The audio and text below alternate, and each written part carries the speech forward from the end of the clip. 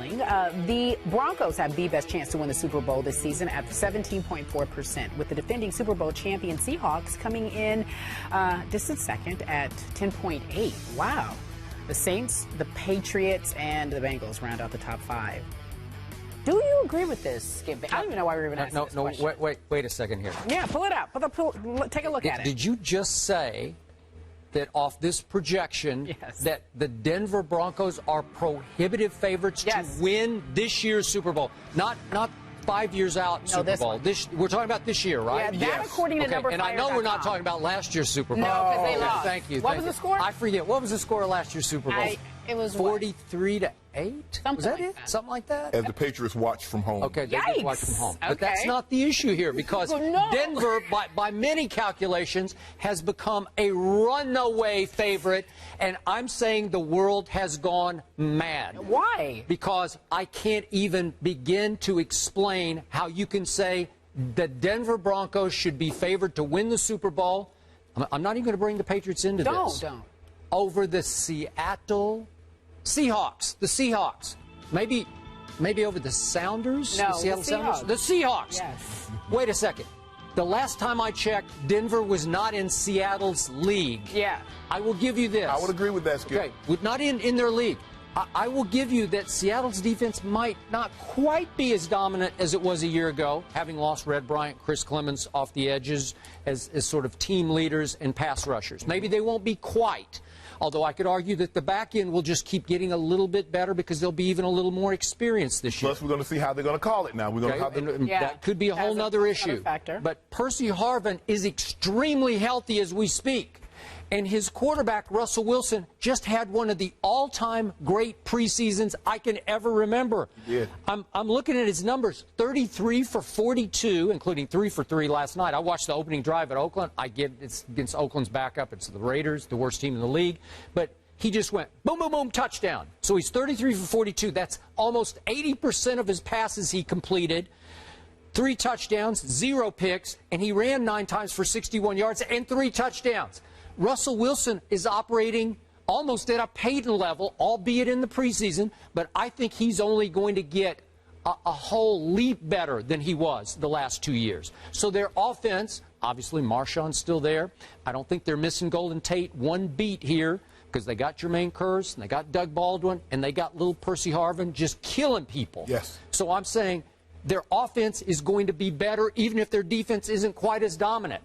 So now I look at the Denver Broncos and I say, what are you telling me? Is it just strength of schedule we're doing here because the Denver schedule is quote-unquote weaker? Well, you know, the Denver Broncos, they play the entire NFC West. Okay. So they got Seattle, they got the 49ers, they got the Rams and the Cardinals. So to your point, I'm looking at Denver's easy schedule here. And I'm saying you have to go to Seattle. You have to go to, who's that team up in Foxborough? You have to play in Foxborough. At New England. What happened there last year? Okay. All right. They have to go to New England. They lost. They have to go to Cincinnati.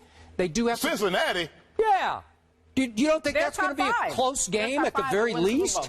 Are you predicting Denver will easily win in Cincinnati? Is that what you're saying? Because I'm not predicting that. Go ahead and make your point. Okay. Then they do have to go to St. Louis. They can probably win that game with no Sam Bradford. But, okay, you do have to play San Diego twice. And San Diego kind of had their number last year. I'm assuming they'll San Diego even though they lost 2 out of 3 times. They had their number. Okay, but they did. They played pretty well. They do have to go to Kansas City as a division rival, and they won there last year. But, again, is that a losable game? Yes. And then Arizona and San Francisco, to me, have been playing very well in the last couple of years on the road because Arizona late in the year went to Seattle and won a game I didn't think they could win. So my point is that what we call an easy ride? I don't think it is. No. So are they just going to cakewalk through the AFC into the Super Bowl? I don't think so. I just personally... I don't think so either, Skip. And I think the Seattle Seahawks should be the favorite to repeat. Thank you. Because I think their offense is very good defensively. They got the best defense in football. But I think what the experts are, the pundits or whatever you want to call them, are factoring in, they get a Ryan Clady back, they get Von Miller back, they get Kip Vickerson back, they get Raheem Moore back. Plus the additions of DeMarcus Ware, T.J. Ward, and Aqib Talib. So the defense is going to be, that was their problem last year, Skip. They couldn't stop anybody. Okay. Peyton Manning had to be MVP Peyton Manning every game or they lose. You can't play like that. A guy can't be on 19 times a year. Do you expect him to be the MVP this year? Yeah, I don't really see why he's not. Well, I agree. I've already said it. You might, but voters might get Peyton fatigue. I mean, you think about he's won 5. Maybe. He finished, second to Adrian Peterson the other year, so it could have easily been 6. I agree, Skip. I think the Seahawks should be the favorite, but the Denver Broncos, they've made in the AFC, they've upgraded the most while losing the least. So with that being said, you keep talking about they go to Foxborough. Does that gonna matter? No. They're gonna get them. They're gonna beat the Patriots this year in Foxborough. They are. You're on the record. Yeah. I'm on the record. You know what? This will be an easy game for the home team. But last year wasn't an easy game because you remember the first half. It was a disaster. The last 2 AFC Championship games in which Peyton Manning is head-to-head with Tom Brady. What has happened? I forget. No, you don't. We're not talking about the AFC Championship. We're talking about next year's regular season game at Foxborough. But he wants to let you know that he thinks that the Patriots are better. That's what you're getting at. All right. Or not now, better. People keep telling me DeMarcus Ware is going to change the way Denver plays defense. Yes. Just help me out here because I am a Cowboy fan and I'm a DeMarcus Ware fan. Yeah. I know, Skip. So last year, not showed up in the biggest last year on a Sunday night at New Orleans. Do you remember this game? Oh, boy. DeMarcus Ware played 49 snaps in a game in which the Dallas Cowboys gave up 49 points and an NFL record 40 first downs. How big a difference did he make on that night in that game? None. I wasn't even aware that he played 49 snaps in that game because it was the biggest embarrassment to me as a Cowboy fan in my history of watching the Dallas Cowboys since I'm whatever I was in 1961, however I was. We'll put it like this: you weren't 5. I was 18 that year. 10 years ago. Yeah.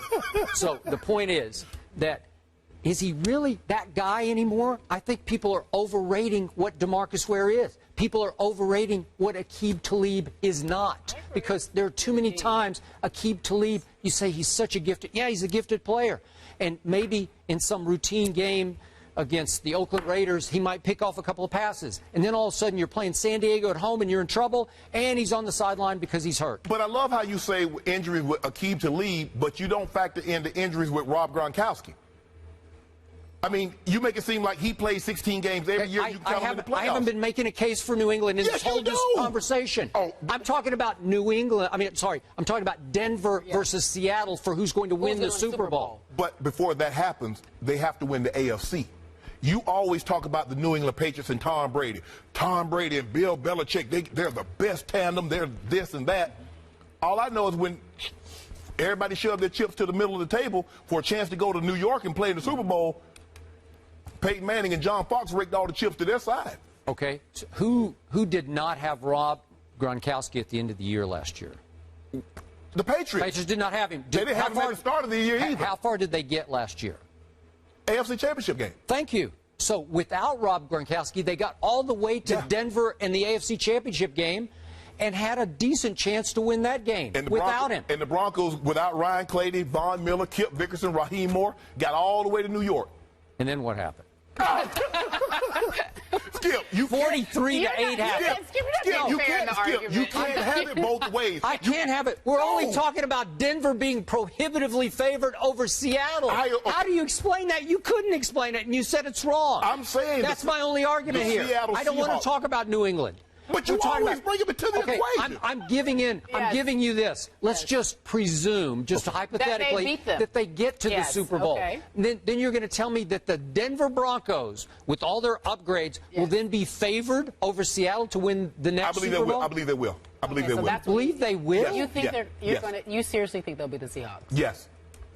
Did I just back you into a corner? No, you didn't back me into a corner. Skip, it's the preseason. Can I see a game? Can I see him play one regular season? Because injuries factor in everything. Peyton Manning or Demaryius Thomas, or the same thing with Russell Wilson, Marshawn Lynch. That changes the whole dynamic. Yes, okay. What if? Okay, I'm not presuming that Rob Gronkowski is going to be healthy for my New England Patriots. Are you presuming that Wes Welker is going to be able to play every year for your Denver Broncos? I believe that Broncos can sustain a healthy offense without Wes Welker more so than the Patriots can without Rob Gronkowski. I totally disagree with that. Tom Brady should have been the MVP last year. That's how good he was with He nothing. threw 30 less With touchdowns. nothing. I know, but he's What he throwing had to to work with Julian is what he's trying to Edelman and say. Danny Amendola. Are you kidding me? That's not how the MVP works, Skip. Okay, but I'm just saying what he did to get that team to the AFC Championship He game threw was 30 less- phenomenal. he threw 30 I don't less care. touchdowns. Okay. He got them there with nobody. Gentlemen, this if you is the put case Peyton up there, do you think he'd of throw both of you 30 guys less loving touchdowns? too hard. You're loving too hard. No, You're just no, but spewing see, orange. he You're picks bleeding like- orange. As are you with your Patriots. No, I'm not. He picks any team that plays the Broncos. It can be Jacksonville. Blake Bortles will beat Peyton Manning. Is that true? In 2011, that was not the case. Do you remember what happened in 2011? Who was the biggest Denver Bronco fan in the world that year? What happened? It was him. He was trying to say. Oh, because of team. Oh, yeah. Man, yeah, stop yeah. it. Skip, stop. You know, Well, you said I hate the Denver Broncos. I didn't hate No, them. you like a particular player that happened to be on the Broncos, so you had to root for the Broncos. I did. You didn't like the Broncos per I did se. not like the Broncos per se. All right, per se. We get it. Skip doesn't like the Broncos. This Just man, down. this You have man an here. orange T-shirt on. He does have one of No. and Yes, you pom-poms do. underneath with your Patriots. Tony